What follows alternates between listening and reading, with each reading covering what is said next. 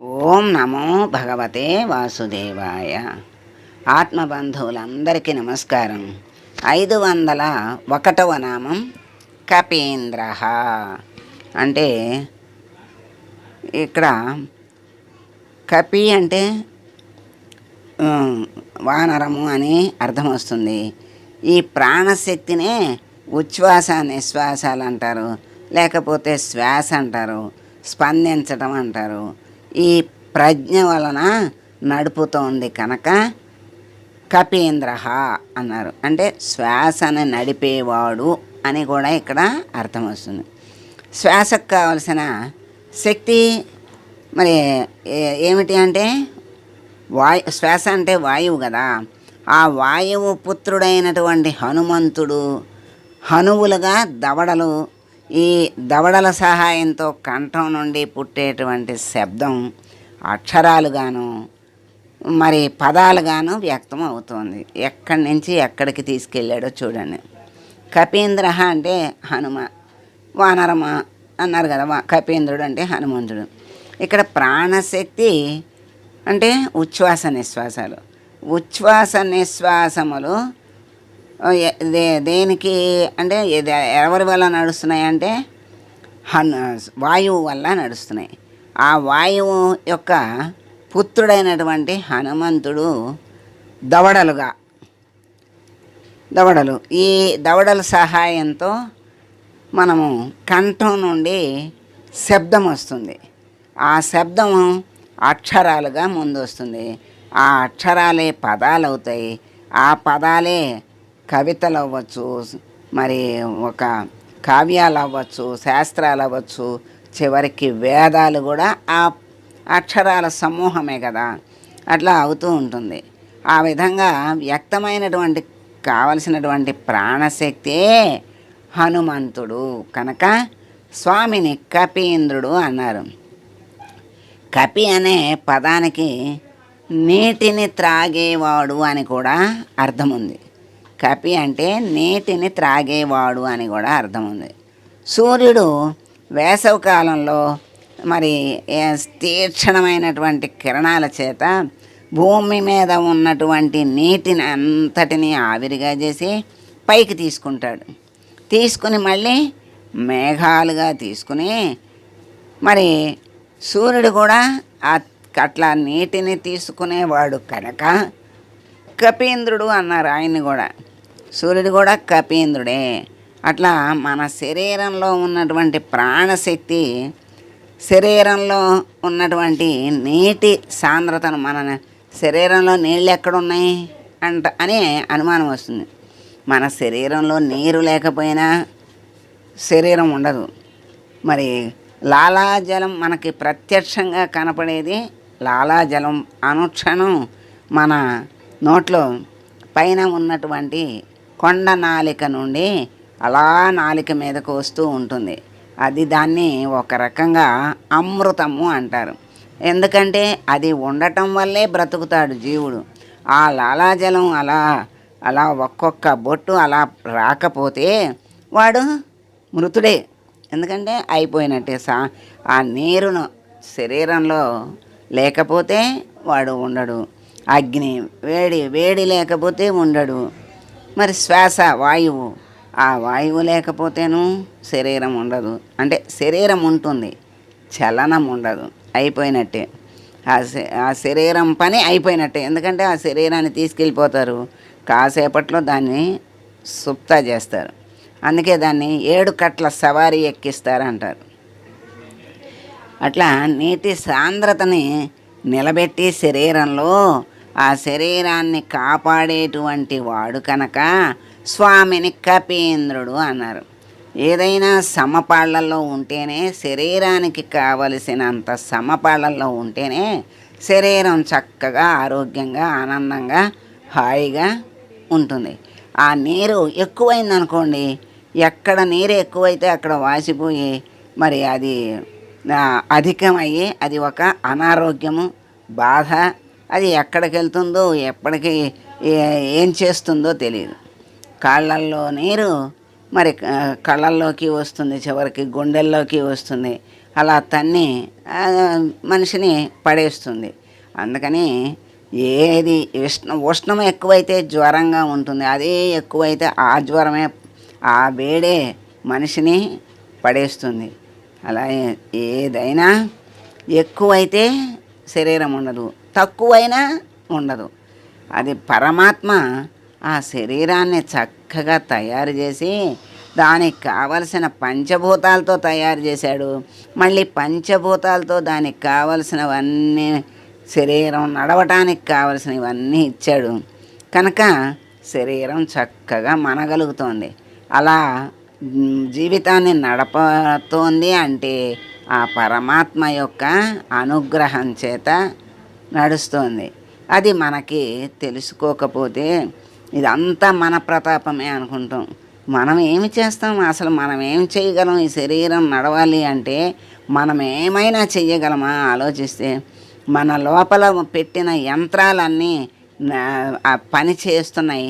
పని చెయ్యకపోతే ఎంత అనర్థం జరుగుతుందో మనకి ఇప్పుడు బాగా అందరికీ అనుభవం అవుతుంది. మరి అవి పని చేస్తున్నాయి అంటే ఎవరు చేయిస్తున్నారు? మనం చేయిస్తున్నామా వాటిని? మరి నిద్రపోతున్నప్పుడు కూడా మన లోపల ఉన్నటువంటి ఆ యంత్రాలన్నీ కూడా చక్కగా వాటి పనులు వాటి చేస్తున్నాయి. నిద్రపోతున్నప్పుడు ఏమీ మనకే తెలియదు, ఏమీ లేదు, శరీరమే లేదు అని చెప్తున్నారు కదా. మరి యంత్రాలు ఎలా పనిచేస్తున్నాయి అంటే మనకి ఈ లోపలికి బీజం లోపలికి వృక్షం, బీజంలో వృక్షం ఎలా ఇమిడి ఉందో అలా సుషుప్తిలో మన ఇంద్రియాలన్నీ అలా లోపలికి వెళ్ళిపోయి కనపడకుండా ఉంటాయి. ఇప్పుడు బీజములో వృక్షశక్తి ఉంది, దానికి తగిన చోట్లో పెడితే వృక్షం బ్రహ్మాండంగా పైకి వస్తుంది. అలాగే మళ్ళీ జాగ్రత్త రాగానే ఈ అన్నీ కూడా లోపల ఉన్నాయన్నీ బయటకు వచ్చేసి వ్యవహారం చక్కగా ఆరాటంగా ఆవేదంతో మరి ఆ కంగారుగా అన్నీ మొదలెడుతుంది. ప్రారంభం అవటమే మెలకు రావడం, అయ్యో ఎంత టైం అయిపోయిందా, అమ్మో బోళ్ళు పనులు ఉన్నాయే అనుకుంటాడు. అలా కాకుండా ప్రందలకాడ లేచి ప్రశాంతంగా చక్కగా అరిచేయి చూసుకుని శ్లోకం చదువుకుని ముగ్గురమ్మల్ని తలుచుకుని తర్వాత భూదేవికి నమస్కారం చేసుకుని, అమ్మా నన్ను క్షమించమ్మా, నిన్ను పాదాలతో తాకుతున్నాను, నడుస్తున్నాను అని శ్లోకం చదువుకుని మరి చేసి తర్వాత చక్కగా ఇంట్లో ఉన్నటువంటి దైవానికి, పితృదేవతలకి అందరికీ నమస్కారం చేసుకుని నన్ను చక్కని మార్గంలో నడిపించండి అని ప్రార్థిస్తూ మన పనులను మనం ప్రారంభిస్తే అన్ని పనులు ప్రశాంతంగా చక్కగా అవుతాయి. మరి ఇలా అవ్వటానికి లోపల ఉన్నటువంటి ఇంద్రియాలు, మరి మనం రాత్రికి భోంచేసి పడుకుంటున్నాం, మరి ఒళ్ళు తెలియకుండా పడుకున్న గుండె ఆడుతోంది, మరి ఆ జీర్ణక్రియ పనిచేస్తోంది, మరి శ్వాస, ఊపిరితిత్తులు, మరి మూత్రపిండాలు అన్నీ పనిచేస్తాయి. లోపల ఉన్నటువంటి యంత్రాలు అన్నీ పని చెయ్యకపోతే ఈ శరీరం ఉండదు. అందుకని అన్నిటినీ పని చేయించేవాడు అక్కడ కపీంద్రుడు ఉన్నాడు. ఇదన్నిటికీ ఈ పని చేస్తున్నవి అని తెలియటానికి, నిద్రపోతున్నప్పుడు కూడా ఇవన్నీ పనిచేస్తున్నాయి అని తెలియటానికి శ్వాసే ఆధారం. మరి కదలకుండా చాలాసేపు పడుకున్నాడు అనుకో, అప్పుడు వీడు పడుకున్నాడా లేకపోతే ఏమైంది ఏంటి ఇంతసేపు పడుకోవడని చూస్తే ఆ గుండెలు అలా శ్వాస ఆడుతున్నట్టు తెలిస్తే అమ్మయ్య అనిపిస్తుంది. అంటే అనారోగ్యంగా ఉన్న వాళ్ళకైనా మరి ఆ శ్వాసను బట్టి వాళ్ళ స్థితి ఎలా ఉంది అనేది తెలుసుకుంటారు. అలా శ్వాస మనకి ఏం తెలుపుతోంది? స్వామి శ్వాసనిచ్చాడు, ప్రాణశక్తి ద్వారా శరీరాన్ని నిలుపుతున్నాడు. మరి ఆ శ్వాస మనకి ఏం చెప్తోంది? పరమాత్మ శ్వాస ద్వారా గొప్ప జ్ఞానాన్ని, బోధని మనకి చేశాడు. ఈ ప్రాణశక్తి ఉచ్ఛ్వాస నిశ్వాసాల ద్వారా శరీరాన్ని నడుపుతోంది భౌతికంగా. మరి ఆధ్యాత్మికంగా ఏం చెప్తోంది అంటే, మరి మనం గాలి పీల్చుకునేటప్పుడు, శ్వాస పీల్చేటప్పుడు అన్నప్పుడు సో అంటుంది, వదిలేటప్పుడు హమ్ అంటుంది. అంటే ఈ సోహం అనేది మనకి జరుగుతూ ఉంటుంది. ఈ సోహం అనేది ఒక మంత్రంగా చెప్తారు. ఈ సోహంలో ఏముంది అంటే సహ అహం, ఒక రకంగా సహ ప్లస్ అహం సోహం అవుతుంది. సహ అంటే అది, అహం అంటే నేను. అంటే అది నేను, అది నేను అంటే ఇది అంటే ఈ శరీరమే నేను అనుకునేటువంటి అజ్ఞానములో జీవుడు జీవితాన్ని నడుపుతున్నాడు కనుక ఆ శ్వాస ద్వారా పరమాత్మ జీవుడికి ఏం బోధ చేశాడు అంటే నేను అది నేను, అది నేను, అది నేను అని రోజుకి 21,600 సార్లు చెప్తున్నాడండి. మరి ఇన్నిసార్లు చెప్తే మనకేమన్నా అర్థమవుతుందా? అర్థమవటంలా. అసలు శ్వాస ఉన్నదని కూడా మనకి తెలియదు. ఆ శ్వాస ఆడుతోందని తెలియదు. అది దాని పని అది చేస్తోందని తెలియదు. మనకెప్పుడు తెలుస్తుంది? ఏ జలుబు చేసినప్పుడు, ఏదో అంతరాయం కలిగినప్పుడు అబ్బా ఊపిరాటలేదు అనుకుంటాం. అప్పుడు దాకా ఎన్నిసార్లు శ్వాసని పీలుస్తున్నాం వదులుతున్నాం అని తెలియదు. నిద్రలో తెలియదు సరే, మెలకువలో మనకు అసలు ఎన్నిసార్లు తెలుసు శ్వాస పీలుస్తున్నాం వదులుతున్నామని. ఆ శ్వాస పీల్చేది వదిలేదే తెలియనప్పుడు అది చెప్పే బోధని మనం ఏమర్థం చేసుకుంటాం? పరమాత్మ అది నేను, అది నేను, అది నేను అని మనకి ఎంతో ప్రేమతో ఆ శ్వాస ద్వారా ఆ జ్ఞానాన్ని కూడా మనకి పెట్టాడు. అలా అది నేను, అది నేను అని తెలుసుకోవాలి అంటే ఏం చేయాలి? మనకి బాహ్యంగా కాకుండా కొంచెం విచారణ ద్వారా ఇది శ్వాస ఏదో చెప్తోంది అనేటువంటి జ్ఞానం కలిగి ఏం చెప్తోంది, ఏం తెలుసుకోవాలి అనేటువంటి భావంగానే మరి ఎలా మనం జీవిస్తున్నాం, మనల్ని ఎవరు నడుపుతున్నారు, అయ్యో తెలుసుకోవాలని ఉంది అని ఎప్పుడైనా ఎవరికైనా అనిపిస్తే భగవంతుడు తప్పకుండా వాళ్ళ కోరిక తీరుస్తాడు. ఎలా తీరుస్తాడు? ఆ భగవంతుడే ఎవరి రూపంలో, గురు రూపంలో వచ్చి చక్కని బోధ చేసి అన్నీ అర్థమయ్యేటట్లుగా చేస్తాడు. అది అంతా తెలుసుకోవటం జ్ఞానం. ఆ జ్ఞానం ఉంటే బాగుంటుంది. కానీ ఆ జ్ఞానం ఒక్కటే ఉండి మరి దాన్ని అనుసరించకపోతే దాని ఫలితం అనుభవించలేడు.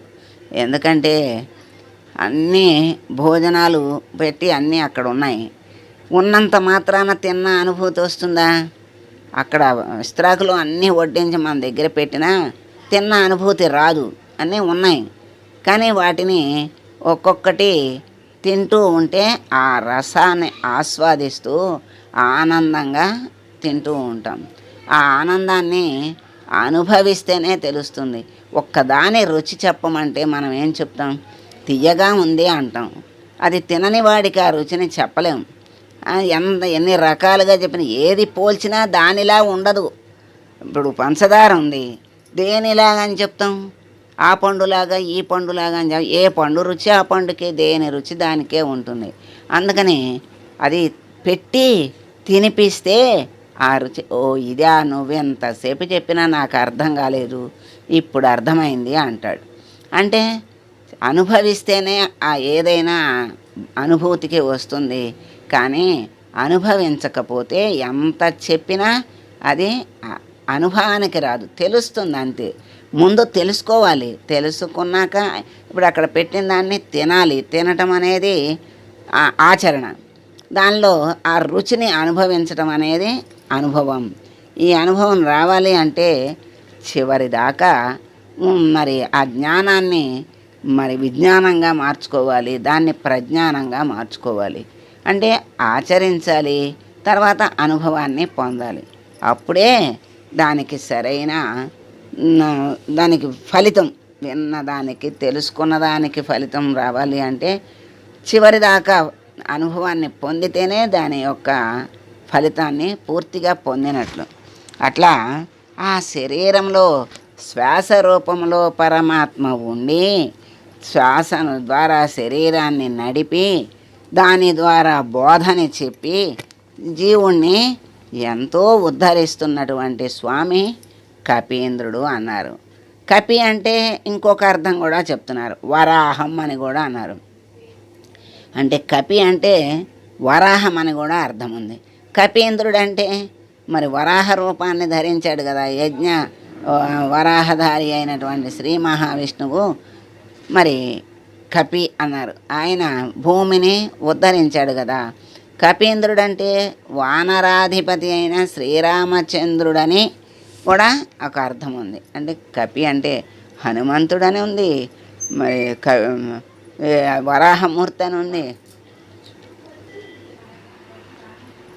అయితే కపి అంటే వరాహం అని కూడా చెప్పారు. వరాహమూర్తి అయి మహావిష్ణువు భూదేవిని ఉద్ధరించాడని మనకు తెలుసు. మరి వానరాధిపతి అయిన శ్రీరామచంద్రుడని కూడా శంకర భగవత్పాదుల వారు వ్యాఖ్యానించారు. పరాశర భట్టరు కూడా కపీంద్రుడు అంటే శ్రీరామచంద్రుడనే అభిప్రాయపడ్డాడు. అంటే కపి ఇంద్రుడు అంటే కపి అంటే హనుమంతుడు, ఇంద్రుడు అంటే అధిపతి కనుక హనుమంతుడికి అధిపతి నాయకుడు ఎవరంటే రామచంద్రుడు కనుక కపీంద్రుడు అంటే రామచంద్రుడుగా ఇక్కడ చెప్పారనమాట. కపీంద్ర అన్నారు. కపి ప్లస్ ఈం ప్లస్ ద్రహ, వాలి యొక్క సంపదను తొలగించిన వాడు శ్రీరాముడు. క ప్లస్ పి ప్లస్ ఇంద్ర అంటే ఆనందాన్ని గ్రోలే ముక్త పురుషులకు నాయకుడు. అంటే పరమానందాన్ని కోరుకునేటువంటి ముక్తిని కోరుకునేటువంటి వాళ్లకు నాయకుడు పరమాత్మ. కపి ప్లస్ ఇంద్ర అంటే హనుమంతుడు ఎవరి వల్ల సమర్థుడయ్యాడు, ఎవరి వల్ల అంటే రామనామం వల్ల ఆయన అన్ని సమర్థతగా చేయగలిగానంటాడు. ఆయన నేను చేశానండు హనుమంతుడు, రాముడు చేశాడు, రామనామ మహిమ అంటాడు. ఆ పరమాత్ముడు కపీంద్రుడని సత్యసంధ తీర్థులు మరి అనేక విధాలుగా వ్యాఖ్యానించారు. కనుక ఇన్ని అర్థాలు ఈ కపీంద్ర నామంలో మనకి అందించారు. ఈరోజు అన్ని గొప్ప అర్థాలని మనం తెలుసుకున్నాం. మన జన్మలు ధన్యమైనవి.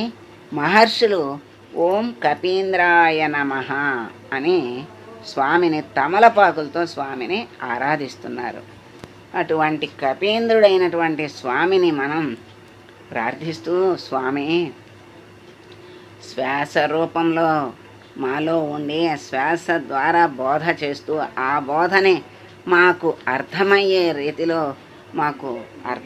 రీతిలో మా శక్తి సామర్థ్యాలు కలిగేటట్లుగా చేసి ఆ మార్గంలో నడిపించి మమ్మల్ని ధన్యులను చెయ్యి స్వామి అని వేడుకుంటూ మంగళం పాడదాం. మంగళం కౌసలేంద్రాయ మహనీయ గుణాత్మనే సర్వలోక శరణ్యాయ సాధురూపాయ మంగళం. ఓ